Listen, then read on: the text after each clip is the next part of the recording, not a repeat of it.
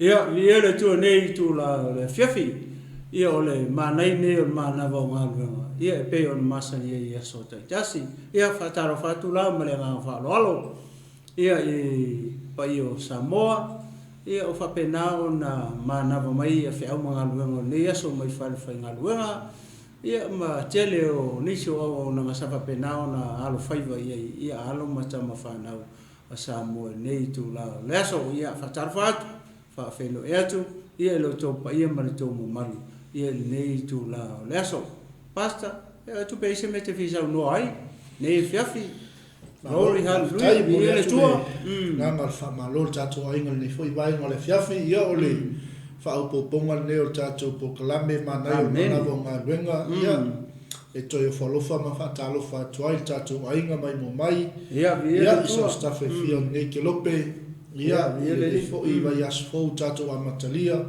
ia mai se foi inicio i tu lang yo lo fia ngai tapo ingol nei aso ia le to so i fo muia ma lo fo i le fai taulanga i le tuo ia le tuo nei vai mo le fiafi au le nei ne fiafi ia le o le matua au le ia ke lo me fa ko au le o le mana yo foi le o le sulu la pe on na fi pe sa tau fatimtimu pa o fo timu ia le aso le o mtua mana ia basta amen ma fanfana to yo le foi sulu wala amen ia ma tulanga o ma fa pena me se o to na tu te ngai foi tina tau ia tanga lava ma tulanga fa pena fa mango fa le lava de ama sa amen ia vi ele tu ia pe al futa mai kau lava fa ngalo ngasi tu lo mam pe fa pe mam le fa ngalo ia o me ke fa confiki fa ia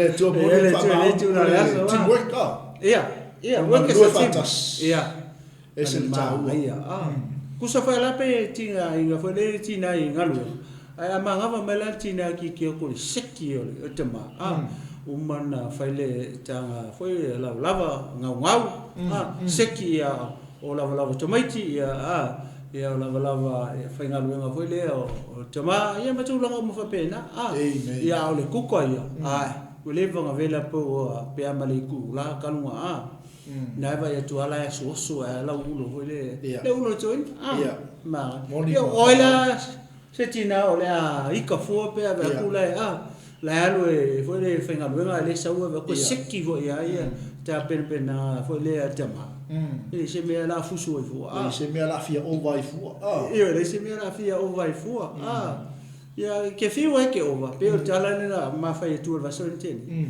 ke fiu e ke ova e maua o e mam lo PCDP ke fiu e ke ova ma te pelo e mai o PCDP e maua o PCDP o mana ia la ngale o le tau mo tanga te fa so atu le ile la ma sa o lai le la wa ma fo tatu ai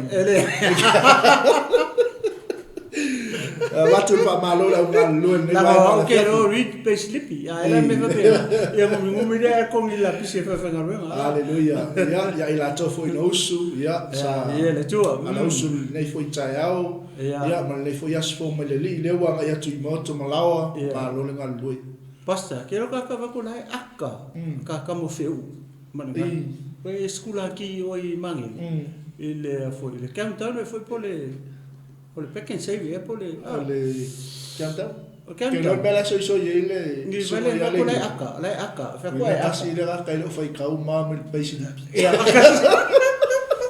la aqui pega el peixe aqui aí leva aqui aí eu aqui aí perfeito lo con la aka que no le yo ko aka como fe un ngalo so ma lo le lua mai al tatu fatunga le tatu wanga mai wa foi fam natu masani al tatu manai ia sa wale tu ia ete manuia ai mai tau manuia lo moto lo la mai fai de mu o alum fa na o lo fa fai de mu mai se al ku kalom tu ala fa mai ia sina le la ku le va vela po la ku foi la wa maka o mo set up fonga le lungo la ala fa pe ngai martina fo le la o kapidi fo le ya foi ama ya tu ala haide so mai fai lo tau si ya so mai songi ala fa wa fa pe kisi Kisi wau. Tato tali mai ia, wa tato whamnatu masani le fiafi.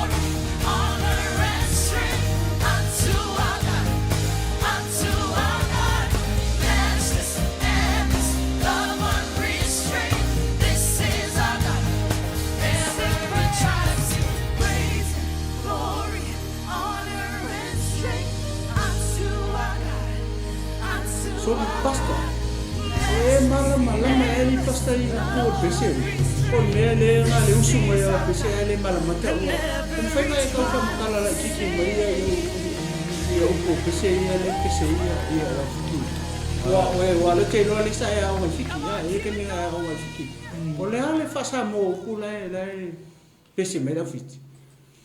Amen, amen. Ke lo matau tio fa tunga le na sungo toi na mai mo matatu ai mai le ai se tu sa male tua mo o le tua to tas o le tua so fu e le ai se tu sa male tua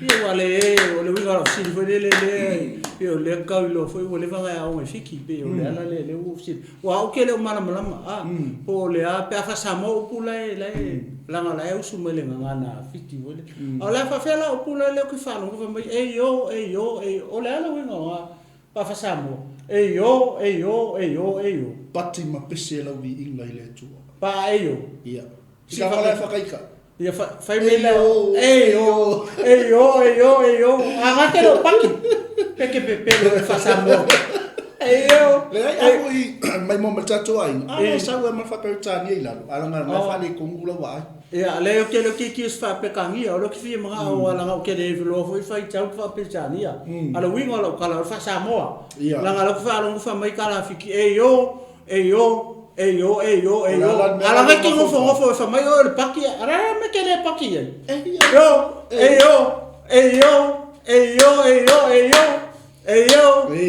ko maka alula ka fa kasi da iya se ka pese fa kasi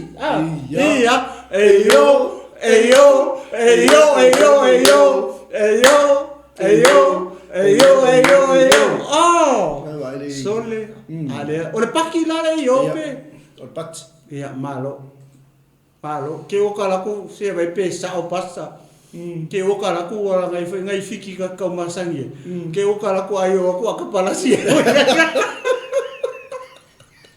sole se ka kala sa o passa ele ngai fiki yo ke ma ngai friend o street te o kala ko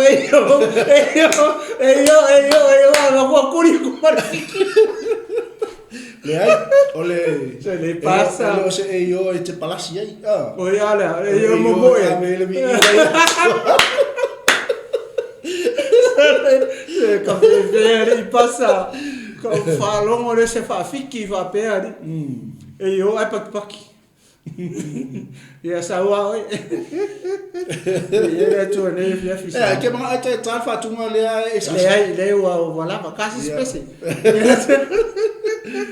ia o fa na tu masana tatu mana le fiafi le tino ke viso ma le au pa ia to fo isa fe ma ia ma tiu tem fai con ne ia fo la le to na lu sa mo le mu ia o le mea me le kasi ale pas ile nei foi pol kalami ia fiafi o foi le o aso tasi e mo moli e tu ai foi le ia le fa manatu ia te oi a fai o ngai ko o fel fenga lo ke ni ku o fel fenga lo pe o nai tu lo o nai su yo la e foi le malanga fa mal moli a o ke mo se me al company please ia a o ngi mo se me al company pe a fai o ke msiano o tanga ta fatu tua le ke fa longo mai eso ma o avatu fa manatu ia te o le atali i male fa fini o le tua fa mol mole au ngi alu mo se me company ia pe wai fo isi fa fenga lo fo le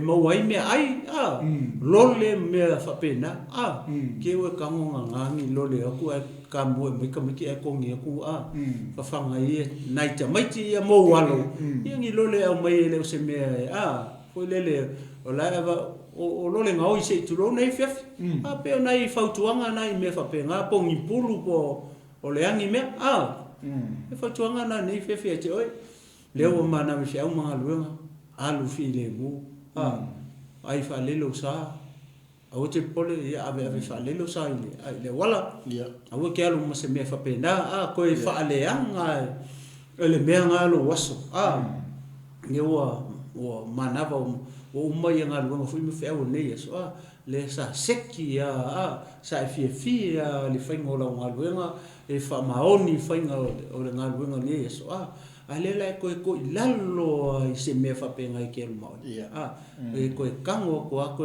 mai ale paper company mo mongol kango o fuai mo ia posisi me ia so fa tuanga na fatatia tu eu tafa ole ke siano male tanga tafa tu neve ia a foi le lo tato uma lo musuina ia o tato loto Mafulu ia le ngano le tu awa le kango vale awa le lima foi le la vea se tu lo skama me la kiki le last minute ai alo loma avise me al company ia ona fale tonu ai le o ta o si fanga le tu ne fefi mananga falo alo passa ma le te le tu langa le wai fa na tu ele na to le tu sa le ia saki le lo sa ia saki le lo sa ia wale sa le bu ia ina ia awa ni ia ni fale belave ia ono le fatamala ia fatali e ma ia fosi vai ma le wai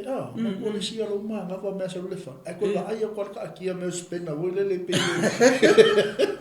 skulu makafa wo le pe fa pe pu a fa pe le ki mga o mia se me fa pe na lo fale a ko ko mi tu lo ko mi milo ko sa kangi lo ulu se tu lo ka wo la wai ele skulu makafa fonga le pe fa pe mi la ki mga fa mau ese fao po se ngaki po se me tonu po se ka poki o fale me va pena ko kau ya lo vai ale o umane so manguia le le manga le mo so lo fai fo ile te mai no ko kongole o la puti le spena ia fa ka ki pe ngai ko ka mo ko api io le to fa fo ia metotino le company wai ke kango ke fa ma sangi lo walu ma mea le company o la kala ia ke oi ke le ko fainga ko wa ai sia le anga o suma lie me ke fa ia yo lo suma lie kamanga e ke fiu e ko ke e ke manga o ke manga va masinga me ke mo o ko fa ale mi mea oi mea company malo ia o tato fa le via o tato tu lalo na ia o tato mana la mtanga fo neva yasu ia na on fa tatia tu o tafa ia o hamo tato uma lava ia se fa mai atu tali si o tanga ilo le tafa tu mo mo ia le tu ne via o tato mana I sin fa malo si mo tato ka o le fio anga na te va mai no fuanga nai te fio ai fia fatalo fa tu ile sunga il fa fengaina ya tito ia le tu kura ma pasta le tu ke niko fa le tu ne fa fa tu Brisbane sunga fa fengaina ya lua fa tai ma ta mai le tu pasta atalo fa tu sunga ya Johnson Sone Robati ia malo pasta le tu ni vai ngale fiafi sister ngalo fa tai ma ta mai ko tato ko lo papa fia kalo ko lo pofingi de malo sis vai na oia le o siero limanga vale atalo fa tu lo le tu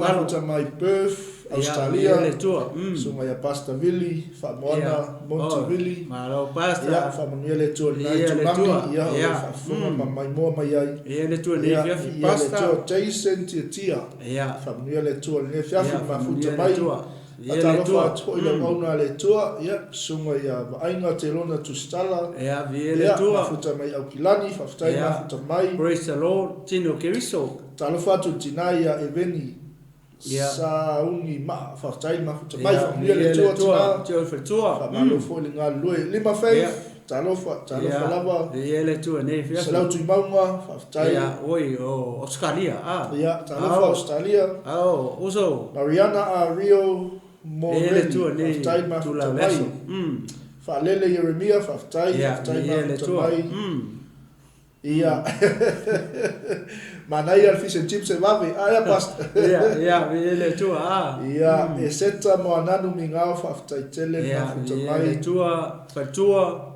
Ia Grace Cam mamea whaftai. Ia ele tua. Tawa Ken whaftai mafutamai. Ia praise the Lord. Matalo whatifo tinaya Sarah, Danielu Bureta. Ia mafutamai. Hello, whaftai. Tio fatua. No foi ngulua ni aso. Ia ele tua Malofou malos. Ia mga luenga. Tai mafutamai lo sunga ele malaiva. tua. Uso matua whafine ni tu la leso pasta. Amen. Fatalo whatu sunga la wao sini Australia. Ia ele tua.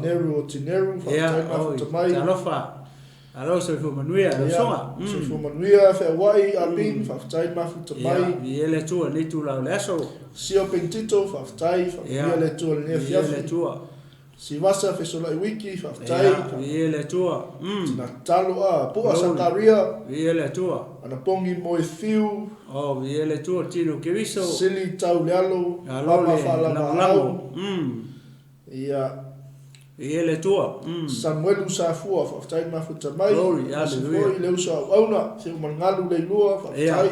Ora kawo. Alo foi ngalu ni aso. Alo. Alo mau. Ia ele tua ni tu la leso. Palanga tu mua Filipo whaftai mafutamai. Ia ele tua. Poka Korni ali lua whaftai. Ia ele tua. Ma spoile to fine le li sului va come whaftai Ia ele tua mafutamai. tino ke viso ni tu la leso. Safua leono whaftai. Jano peta to ala o petaia. Ia uso matua fa fine le li ia fa tua.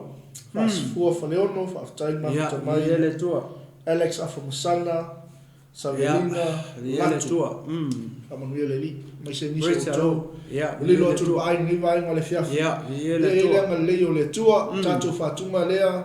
Ia mai tato au whaipese. Ia le Tā pena.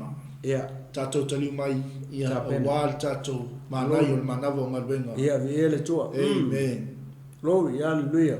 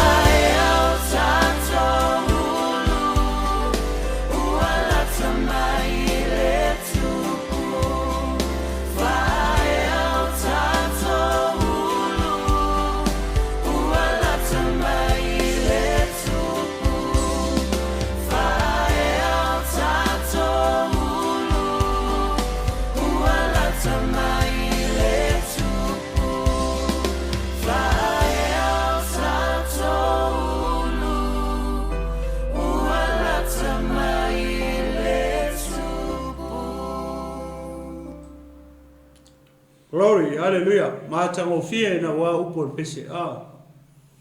Ua lata mai Yesu. Ai ora tatou wanga isaulo tatou tusi nei fiafi.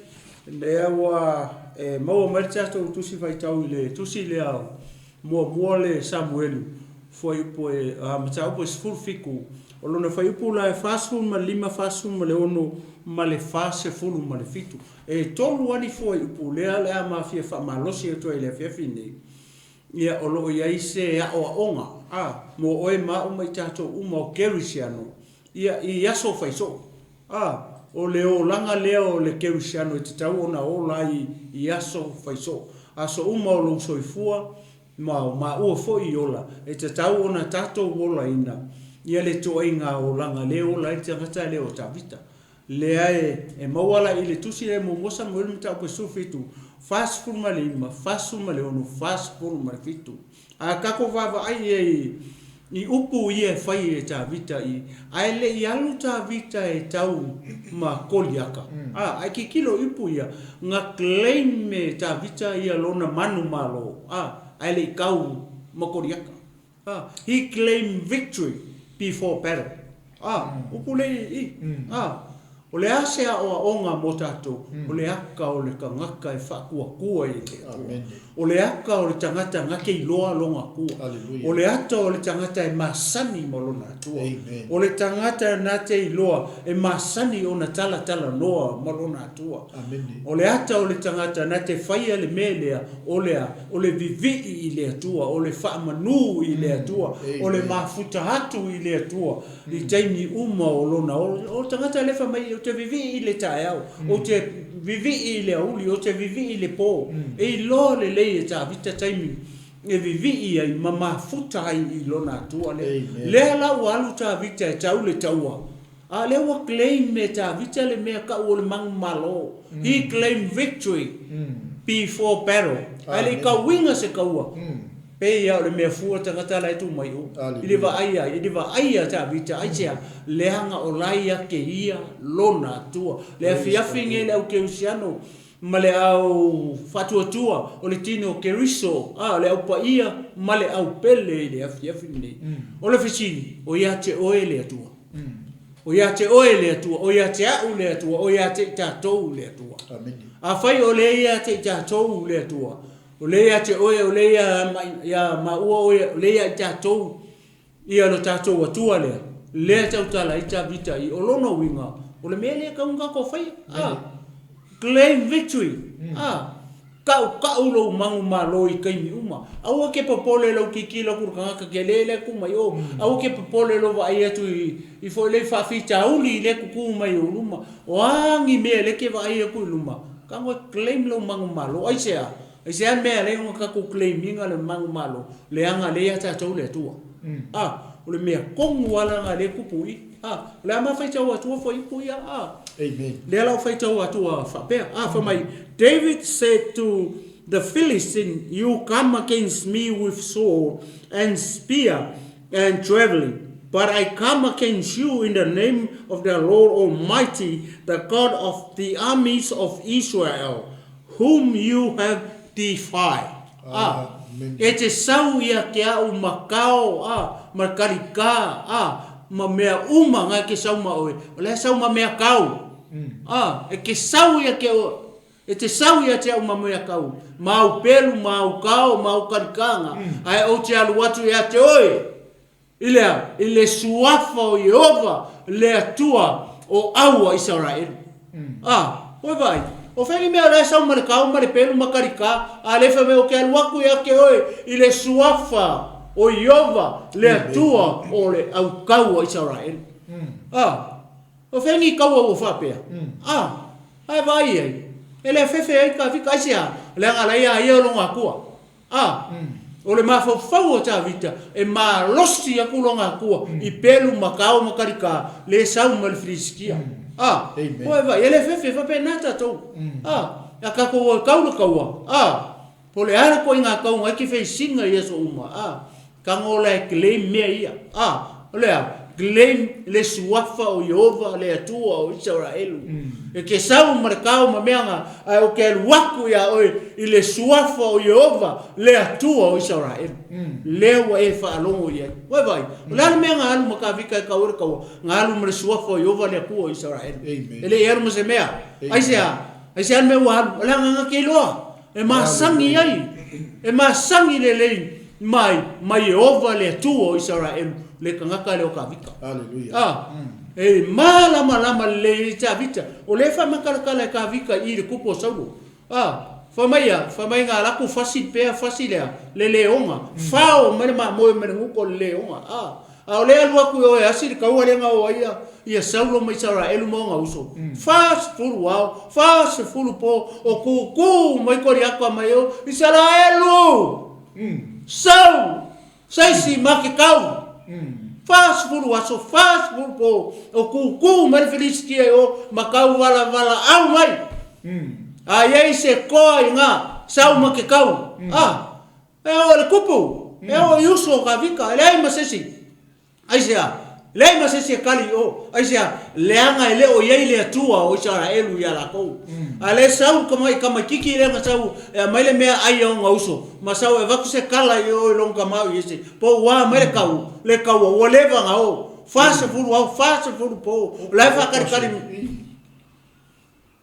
le ai masisi nga e lo le ku ale ele masangi sesi e o le kupu e venda king ngakele lo ele masangi ale ke ka vala au mai sole o le kai mia le friskia sau ka vala au mai le furua maka ia ka vala au mai ia mau ko ngopu Memang le sa fai. Ai va ai ele. O va ai tangata ngate lo ngaku. O le tangata masangi lo ngaku. O le tangata ngalave inga lo ngaku. Fa me ele fi pa ele ko ngaku ia kamale nguko le nga. Papa mer ma mo se nguko le. O me ka ngo fuki me le ava. Ka ngo fuki me le ava le nga pa ele por pan wai mai va pe la lo ne ka mai mamo fa feka ua e ai kai me fa pe nga ai ka ua e le kai me mau ko ya oi ko o vai le o mai fa o le follow ko o le o ngai ko ale va ve ku la ka vika ko fa sa ya pasa o fai mo more fa no le fa no mo vinga le na saus kam mai asi so kamama no mo vinga so nga le pepe so lo le woli o apina tapa o nga uso sama o nga uso makukua fa yo le pepe so lo ya le ka ele wa fasu lo so fasu po male ba au ma priskia mo au ma priskia mo ma ngai o le masani mo lo tu. Oi ngai ro pe ma fala mai ko. Oi ai se le ka ele ngasa.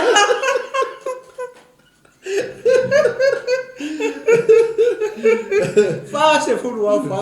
Se mo ka ko kamo sama. Ma binata pa. Ese le man ngai o le masani mo le tu keilo. E ka ese mo lo fa. E ke alu lo fale whainga luenga. E ke alu le whangua. E ke alu le sami. O whea lava le maunga ke do whau sami. Amen. E mana tua oe e Yehova. Ai se tua o Israel. Amen. Glory, hallelujah. Claim. Claim lo mang malo. Vai vai do o marisi walu i kula. Le si penga fa aku kai. Foi la le wa nga ia tu lo fale whainga luenga. Ne fiafi oe le te mai moma. Amen. Claim. Ko fiku i kula. Le suafo Yesu. Le suafo Yehova. Ke kau e lo kaua. Fai anga luenga suafo Yesu. Suafo Yesu fe so ngi mai. O le suafo Yesu. Ma lesi ma ngai o mele so ngi mele ngol le. Claim victory before battle. Lesi ia le Yesu. Mo fai inga. O fai inga wale alu. E lua nei kula. O sau fadi. Afo nela. Ale usu nei kula. O fil pulesu. Ai ale usu foi. O le aka nga o pala ai o mu. ke le usulo e ke aru ki whainga ruenga o e whai inga o e ori tangata la vala au merenga ruenga ia e koe moru o i lalo le o lo i afuse i kulo Amen.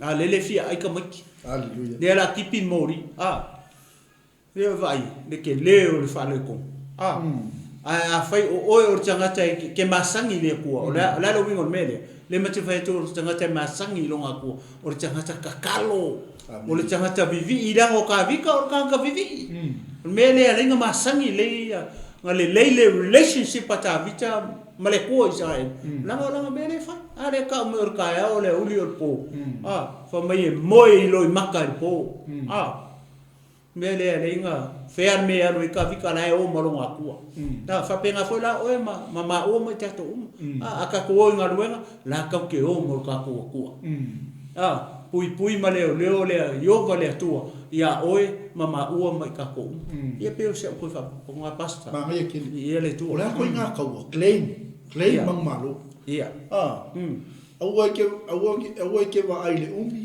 au ke va ai ko kele ia au ke va ai pa u mai o le leo la ngal mele le ia Samuelu sau se ko mo ki kau a pe ngaris ka ngaka e fai a ngaris ka ngaka le leo fefe e ka tangi le alama fe mele leo ni kai ko ke ia ke o kas ke ia mam eu kai vidi ka fa mo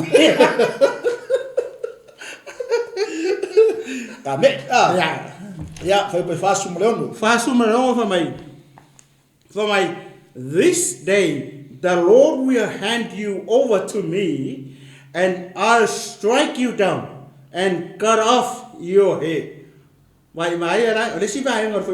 Today, I will give the carcasses of the Philistine army to the birds of the air and the beasts of the earth, and the whole world will know that there is a God in Israel. Wow.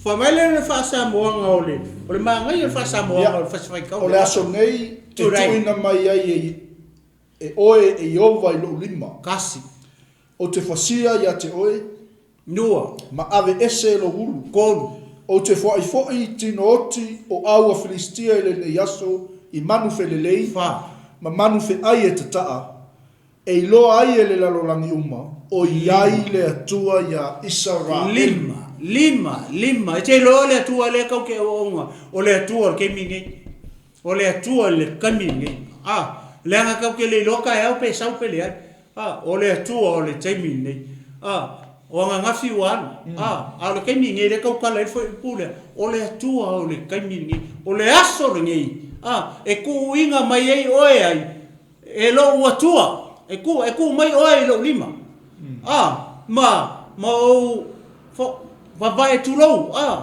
ma o vai ese lo ulu vai meia o feme o la o afe e ku poi meia le feme le tau tala ita vit le o claim ka vika lo malo uso o ngei e ke vai e ke oki ai o ngei o ke vai ese lo ulu o le aso ngei o ke ku inga ku ia kingo oki o le au kaua ko au kau o ngai le lalo langi uma i le aso ngi o le iai le atua ia Israelu lua o le le atua ka le kau kala aku koriaka o le le atua ka le kau kala o meanga ke sauma oi ia sauma meanga au ke la kuma me o ke la kuma o lo wakua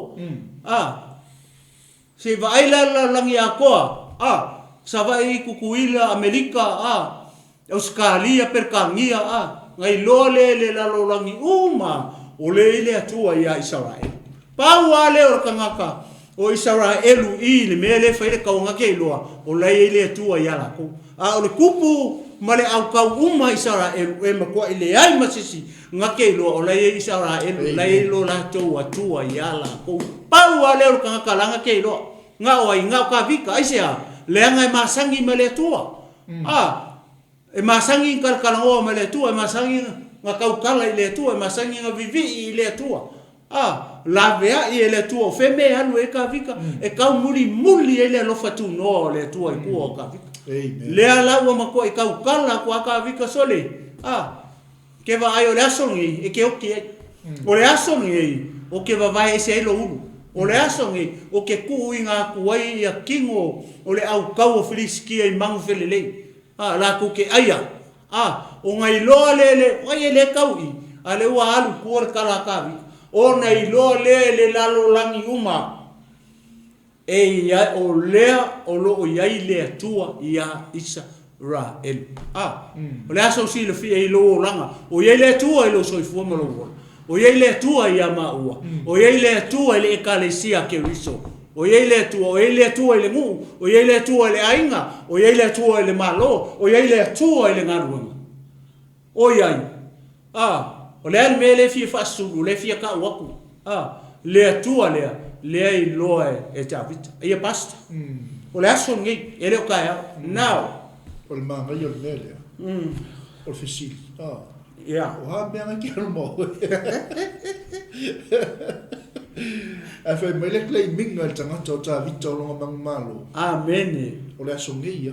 Ngi. E leo kai au. Turai. E leo le vai aso lea. Aso ngi. Now. Ho mo le atua. Amen. O mo Yehova, o mo suafo le tuo. Tlei mai lo mang malo. Yes. Yes. Yes. Ma ngai o le mele mai soli. No mo wingo ke mia ka ku ke fia inga. Ile tu fa le nganga le tatal no. O mo winga ai mang fe le ma manu tata afi a. Esen tautia. Ele tu. Ke lola ke mi ke mang malo. E ma ko yali ai luma. O tupu. Luma oli. Ia. Luma o mata o tangata o malama. Pea o ke mi ke mang malo. E ofo tangata apas. Paso mafitu. Yeah, mafitu. Wow. All those scattered here will know that it is not by sword or spear that the Lord saves. For the battle is the Lord's, and He will give all of you into our hands. Amen. E loa ai fo'i ele nei fa poto potonga uma. Wow. E le fa o laina tangata e Yehova i se pelu ma se tau. Hallelujah. A wao lo ia Yehova le taua. Na te tu ina mai o tou yo matou lima. Glory, hallelujah. Praise your holy name, Lord. Yeah, va leia. Oi pastor, yeah. Ai fifa soa I vai na le mai fa. Wale uma. I ele tua. E so fa soa wale uma. E lo ai fo'i ele nei fa poto potonga uma. E le fa o laina tangata e Yehova i se pelu ma se tau. Wow. O tatou tau ai fa nganga tatou. Ale nganga tatou tau. A wao lo ia Yehova le taua. Na te tu ina mai o tou yo matukelo. Lesi lea mea le fia inga kako.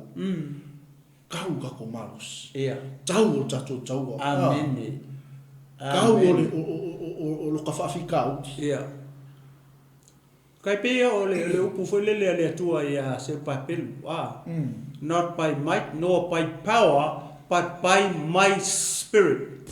Anu fai ia se papel. Ele o malosi ele o le fita ai o lo wanganga. Porque ko kawanga. That's our battle. Ele fa mai po le sword o le ele fa o la ina ele tua stangata I se pelu ma se kau ma se ango. Ale mema ngai foi pastor le ko mo mai and all these people gathered here. O fele kau kala I foi pu le kau kala I mele kau le kau. Ale wo uma kau kala ka vi kele la lo langi a ko. Amen. Ale wo so mer foi pu le e lo ai lai ka uma le I le kau. E lo ai uso mo anko mo cousin ia mal mako kupu. Ele fa o lai nga ia tanga tai le penunga so mo o ma menga. Ole manga male mal sisi ese ole tua mai manga ye ese mana ya ke mia ke claiming ai lo manu malo claim victory femia au wale tau yo e ngake ku inga mai le fili o lima it's for free mai o le fia amen le wa nga I lo fulfil venga ai foi le wa nga e tu lo moto mo lo lao ai so po vele e go malo ko e kau le tu ko e ke le kau Ele o si kaua kako. Se kaua kako. Ia. Loto whamangalo, loto mawalalo. Kasi ngā wale kauinga ele tau wale. Amen. Oi oso masela au po se maa po se a. Ia oi. Lalo. Kako. O loto mawalalo. O le anga malu. O le alofa, o le oli. Mata alofa. O le ngau ia. Vi ele tua nei fia bas. Praise the Lord. Ia o ngā ku mai lola i o oko. Ia i o kako li. Fit. E mai fide mua ele tua. Alanga kau ele tua, kau ele kau winga kako. Amen. Tai pea le maule ngā mawhai aku, le whakule perfecta ia. Foi le tua le perfecta ia whai a se papel. Ngau ka penga mai whau le malu malu nonga. Le fita le malu si au lo wanga. Fita la mai. Ia le tua, ia le tua le tua la hef. Ia, o tātou manai ngā. Manava ngā luenga, ia, sa mole tunu pele, ele a tōru ngā luenga tangata. Ia, le tua. Ia, o le nganga pa ia o le tua, e ngā te wha atoa ia te oe. Ia, se upu wha malosi, se upu wha la i au, ia, o se whangu mo tātou uma. Amen. Claim lo manu malo. Ia. O le tātou taua, o lo tauinga e le tua o tātou taua. Yes. Amen. Ia, mausali, ma mawaka pea o tātou tātou tua. Ma le tātou tali tonu. O lo mua atu le tua. Amen. I tātou taua. Ia, manuia ti ute, ma fuafanga toe le vaenga o le fiafi. Ia, ma sifoi niso poklame whatunanga ina o lo mulmini mai a tātou au unanga. Whaaftai tele, ia i lau tō talo, a tō tapo inga.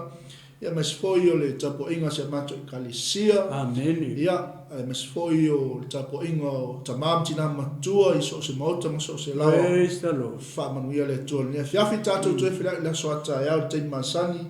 Ia awal tātou whaamalo, o tātou whaamatu. Ia, ma tātou whangwhangu. O le MANAI, o le MANAVA o ngā luenga. Ia i lea fiafi, ma lea fiafi. Soifua, mai amanuia.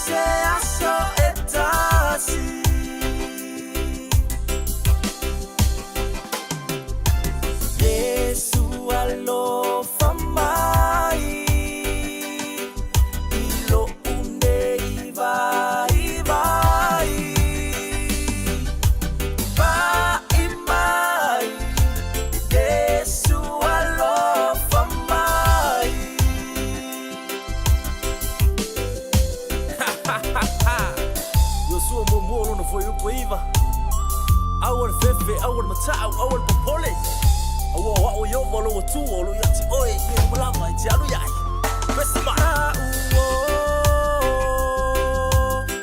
so yele fa no ole ola